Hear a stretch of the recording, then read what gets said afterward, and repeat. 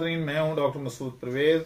आज का टॉपिक बहुत ही अहम है और आंखें खोलने वाला है। हम अक्सर बात मैं करता रहता हूं कि भाई अकल से काम लें, अकल से काम लें। इस वक्त सूरत हाल ये है कि मुल्क डिफॉल्ट कर रहा है और हमारे जो फार्मर हैं या अवाम है वो उन बेचारों को पता ही नहीं है कि हमने करना क्या है, ये क्या नहीं करना। तो आज मैंने ऐसे 10 बिजनेस सिलेक्ट किए हैं जिन्होंने मुल्क को इंतहाई नुकसान पहुंचाया और लोगों को तो पहुंचाया ही, मुल्क को भी साथ नुकसान पहुंचाया। तो बारी बारी मैं थोड़ी थोड़ी इनकी इलेबोरेट करूंगा, इनको तफसील बताऊंगा कि ये कौन कौन से बिजनेस हैं जिनकी वजह से मुल्क को बहुत ज्यादा नुकसान हुआ और जिसकी वजह से लोगों को भी बहुत ज्यादा नुकसान हुआ। तो कराची बायोफ्लॉक फिश, श्रिम्प और वर्मी कंपोस्ट ट्रेनिंग का ऐलान। कराची बायोफ्लॉक फिश, श्रिम्प और वर्मी कंपोस्ट ट्रेनिंग का आगाज़ 21 जनवरी को होगा। फिश बायोफ्लॉक फिश और श्रिम्प 9000, वर्मी कंपोस्ट 5000। रजिस्ट्रेशन के लिए अभी रब्ता करें 0300 400 9799, 0300 88 20 519। तो सबसे पहले जो बिजनेस है वो है प्रॉपर्टी का। प्रॉपर्टी का बिजनेस एक ऐसा बिजनेस है जिसमें आप देखते हैं कि हमारे बड़े बड़े इदारे भी इसमें घुस गए, जिन्होंने उन पैसों से टैंक या तैयारे खरीदने थे, उन्होंने उस पैसों से सोसाइटियां बनानी शुरू कर दी। तो सबसे पहले तो प्रॉपर्टी का बिजनेस है। प्रॉपर्टी का बिजनेस एक ऐसा बिजनेस है जिसमें आपका सारा सरमाया जमीन में दफन हो जाता है। तो आप देखते हैं कि वो जो पैसे आप कमाते हैं या करते हैं तो लोग उसको अपने तौर पे सेव करने के लिए बिजनेस में नहीं लगाते और जमीन खरीद के उसका पहरा देना शुरू कर देते हैं कि इसका रेट बढ़ेगा। हालांकि ये कतन ऐसा नहीं होता, रेट आपका नहीं बढ़ता। अगर रेट बढ़ता है तो उतनी डेप्रिसिएशन हो रही होती है पैसे की, तो वो पैसे की डेप्रिसिएशन के मुताबिक रेट बढ़ रहा होता है। अगर आपने बेच दिया और बाकियों का साथ वाले प्लाट जो है वो सस्ते रहे और आपका महंगा बिक गया, ऐसा तो हो नहीं सकता। तो जब आपका महंगा हुआ तो पूरा इलाके की जमीन ही महंगी हो गई। तो ये सबसे पहले ये बिजनेस था। दूसरे नंबर पे आप देखते हैं कि हमारे यहाँ यानी जिनका कोई फायदा भी नहीं है, लोग वो बिजनेस कर रहे हैं। ठीक है, वो अपना पेट पाल लेते होंगे, लेकिन अब तो उनका अपना पेट भी पलना मुश्किल हो गया है। हमारे यहाँ रोटी के लाले पड़े हुए हैं और लोग जो है वो फैशन की तरफ वो बिजनेस किए जा रहे हैं जो नॉन प्रोडक्टिव है। ज्वेलर्स क्या मुल्क की खिदमत कर रहा है? जैसे प्रॉपर्टी डीलर कोई खिदमत नहीं कर रहा, उल्टा नुकसान कर रहा है, तो ज्वेलर भी नुकसान ही कर रहे हैं। अगर एक सोने की टिकिया से वो कभी नथली बना लेते हैं और कभी वो अंगूठी बना लेते हैं, कभी वो गले का हार बना लेते हैं, तो इससे मुल्क को क्या फायदा होता है? बल्कि लोगों की वो जो सोने में से खोट निकलती रहती है, आखिर में पता चलता है सारा खोट ही था, सोना तो था ही नहीं।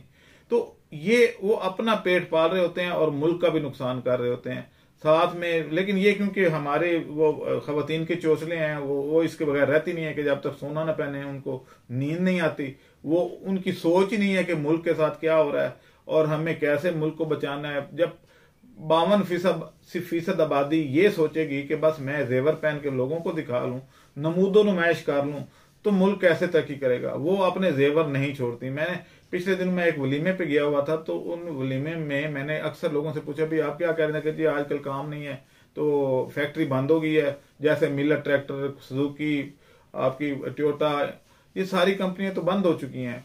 दीवान फाइबर, कोहेनूर, यानी जो बड़े बड़े एक्सपोर्टिंग वो थी कंपनीज, वो तो बंद हो चुकी हैं।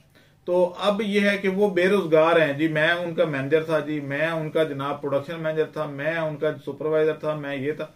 तो उनकी बीवियों ने जेवर इतने लादे हुए थे कि मैं हैरान हो गया कि ये इनके मियाँ जो हैं अब बेरोजगार हैं, तो इनको चाहिए था कि ये इसको बेच के कोई प्रोडक्टिव काम में लगाते और वो उससे कोई अपना सोर्स ऑफ इनकम जनरेट करते।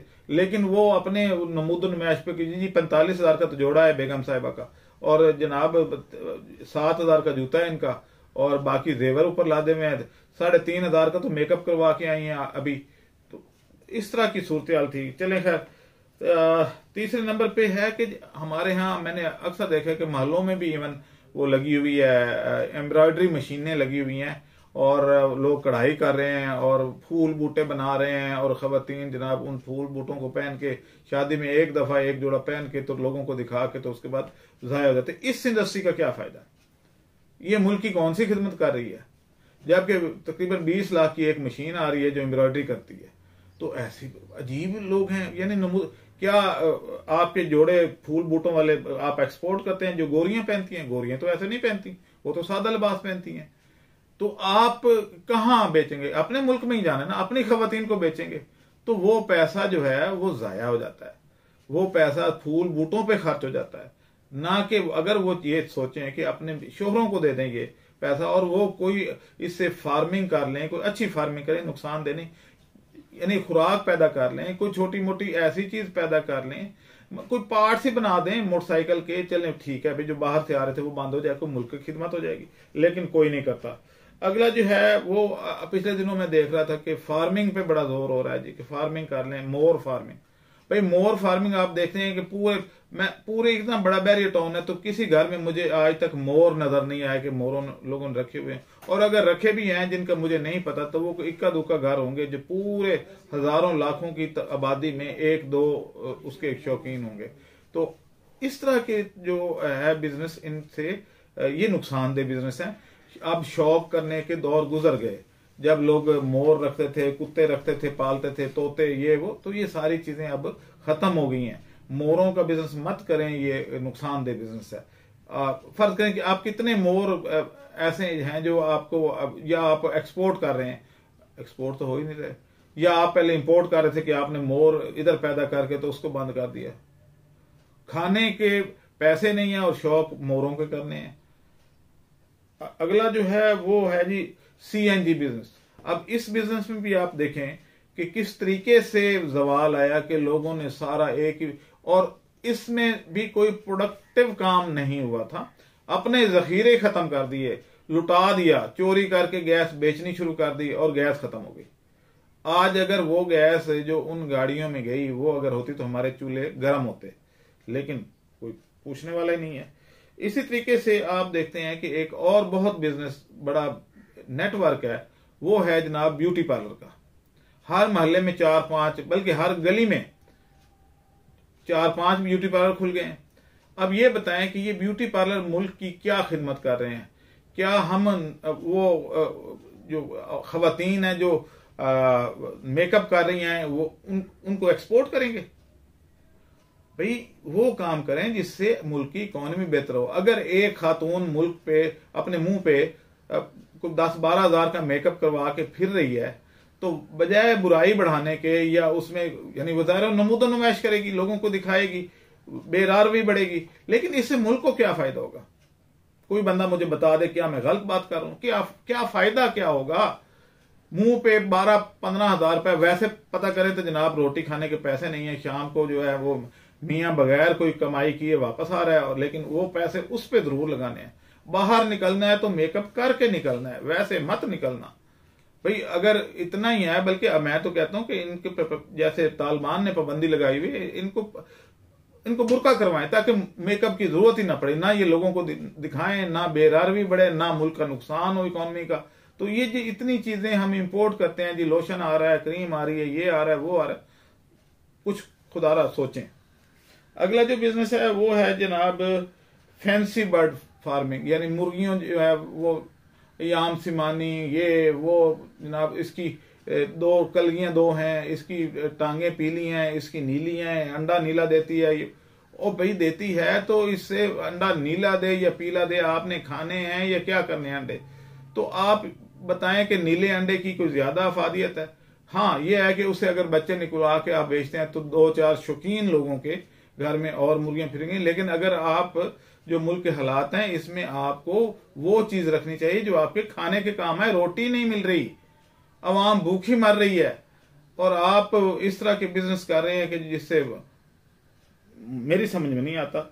आगे कुछ एक और है जो बेवकूफ लोग हैं कुछ, वो BSF फार्मिंग कर रहे हैं, ब्लैक सोल्जर फ्लाई, यानी अमेरिका की काली मक्खी, वो यहां ला के वो बेच रहे हैं और कहते हैं जी इससे वो अपनी मुर्गियों को खुराक पर। जब अपनी मक्खी मौजूद है तो क्या जरूरत है भाई?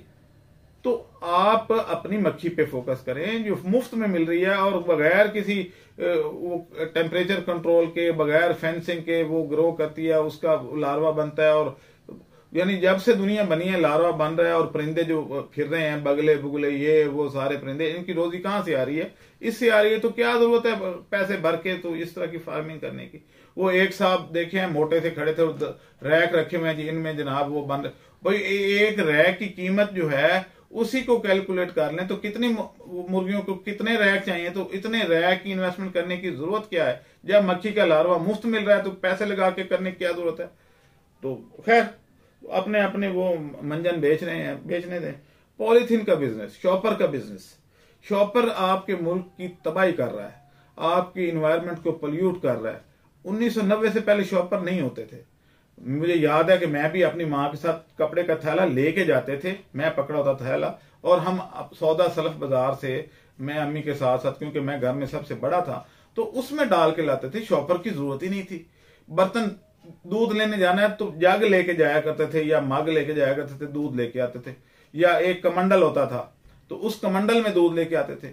तो अगर पाबंदी लग जाए तो इतनी इंपोर्ट जो पॉलीथीन की होती है ये खत्म हो जाएगी, पैसे बचेंगे। दूसरा ये है कि जगह जगह शॉपर, आप ट्रेन पे चले जाएं, ट्रैक के दाएं बाएं सारे शॉपर ही शॉपर पड़े हैं। और इन्वायरमेंट का बेड़ा गर्क कर, मरी में चले जाएं तो जिस खूबसूरत पॉइंट पे जहां पे आप देखना चाहते हैं वहां खड़े होकर देखें, नीचे सारी गंदगी, डिस्पोजेबल प्लेटें, शॉपर, ग्लास और ये पड़े हैं।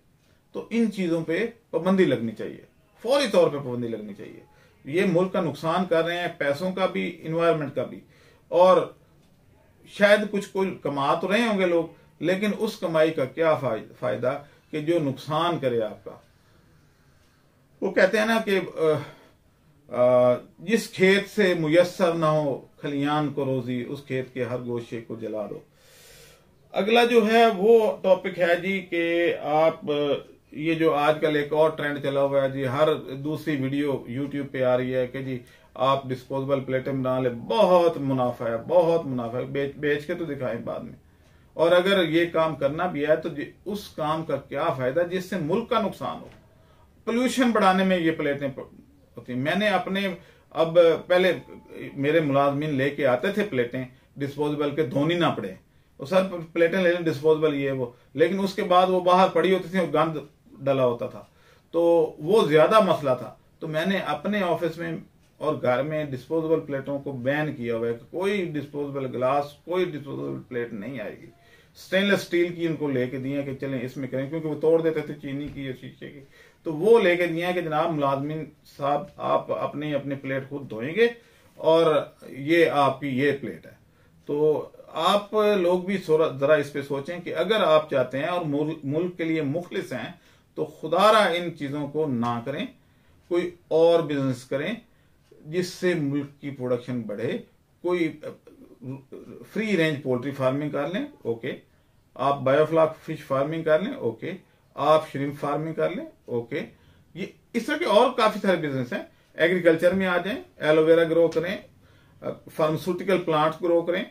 तो इन चीजों के, वर्मी कंपोस्ट आजकल बहुत अच्छा चल रहा है, ज़ाहिर खाद की जरूरत है, कभी खत्म ना होने वाला बिजनेस है, और सिर्फ 50,000 में हम फार्म बना के दे आते हैं। तो आप इसमें आए, बजाय इसके कि अलले तलले कामों में आप अपना सरमाया जाया करें और बाद में रोएं बैठ के। तो खुदारा इन चीजों पे जरा गौर कीजिएगा। और अगर आपको मेरे से एग्री कर हूं तो कमेंट में जरूर लिखिएगा और मेरी वीडियो शेयर कीजिएगा, खास तौर पे अपनी बीवियों को जरूर दिखाइएगा। अब मुझे इजाजत दें, अल्लाह हाफ़िज़। हमारे चैनल को सब्सक्राइब करें और साथ में बेल आइकन को भी दबा दें ताकि हमारी हर नई आने वाली वीडियो आप तक बआसानी पहुंच सके।